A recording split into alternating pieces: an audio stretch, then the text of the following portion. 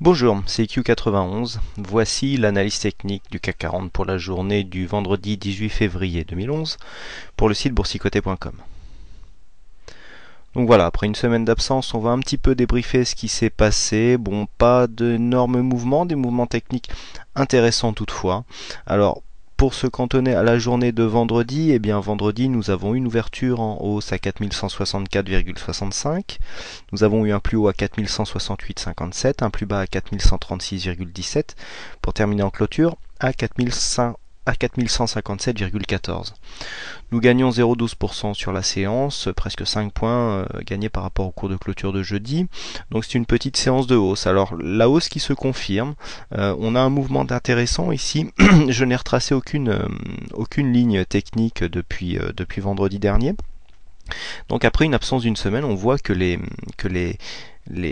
bandes techniques ont été respectées, puisque ici je vous signalais au-dessus de cette zone ici une continuité de la tendance haussière, et puis c'est ce qui est arrivé, puisqu'après un franchissement ici avorté suite à une ouverture donc sur un gap haussier par rapport au vendredi, nous sommes revenus ici clôturés à l'intérieur, et puis une petite séance de reprise ici suivie d'un gap qui est resté ouvert juste sous cette résistance, qui s'est donc transformée en support, a confirmé ici la cassure de cette zone des 4120 points. Donc nous confirmons la tendance haussière qui avance toujours sans grand dynamisme. On voit ici des petites séances montées. Alors par contre on a retrouvé des volumes, puisque les volumes s'inscrivent sur les 3 dernières séances de hausse supérieures à la moyenne pour les volumes.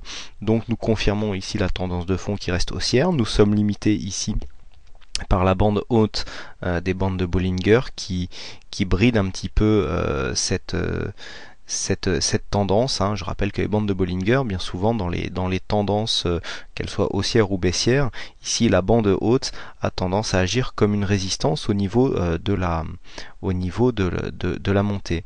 Alors pourquoi ces bandes ne s'écartent-elles pas? Tout simplement parce qu'on manque de volatilité. Je rappelle que les bandes de Bollinger se basent sur un calcul très simple, puisqu'on prend ici une moyenne mobile pour celle-là qui est donc par défaut à 20 jours, et on rajoute 2 fois l'écart type d'un côté et de l'autre pour obtenir les bandes hautes et les bandes basses. Donc en fait, comme il y a peu de volatilité, ce qui est confirmé ici par la courbe de volatilité qui est en général sous la moyenne, eh bien les bandes ont du mal à s'écarter, ce qui a du mal à confirmer la tendance haussière, enfin tout du moins une tendance dynamique. Donc on continue à avancer tout doucement, donc bien calé sous la bande de Bollinger haute, mais on avance sûrement, puisqu'on voit ici la ligne de support haussière qui a été tracée depuis maintenant quelques semaines, et bien continue à être respectée. Donc on continue pour l'instant à confirmer cette tendance. Attention toutefois, on a une zone de surachat technique très importante, puisqu'on vient de passer en RSI à une valeur à 68,86, donc on est quasiment en surachat. On est en surachat au niveau du stochastique depuis maintenant quelques semaines. On a un MACD qui retrouve une petite dynamique haussière, mais attention quand même, forte zone de surachat ici. Il suffirait de pas grand chose, il suffirait d'une nouvelle pour avoir une consolidation, et au vu ici de la montée qui est assez dynamique, eh bien on pourrait, si on traçait des retracements de Fibonacci, avoir une consolidation qui pourrait être significative. Donc pour l'instant, eh bien les repères à partir de lundi, donc dès demain, puisque nous sommes dimanche, ici dans un premier temps, ici les 4120 points, qui devraient maintenant être confirmés comme support, puisqu'on n'a qu'une seule confirmation aussi sur la bougie de mercredi. Et puis deuxième confirmation, ici le support haussier, voir s'il continuera à agir comme un support de tendance, et donc une cassure de ce support. Je voyais qu'une cassure ici peut intervenir sans pour autant donner un signal de consolidation. Mais si on venait à casser ce support haussier en clôture, eh bien on pourrait assister à un mouvement de consolidation suite ici à la forte hausse enregistrée lors de ces dernières semaines. Voilà donc pour ce petit débriefing après une semaine d'absence. On peut voir maintenant au niveau de la vue hebdomadaire que nous venons confirmer donc la tendance haussière. On voit bien ici les 4120 points.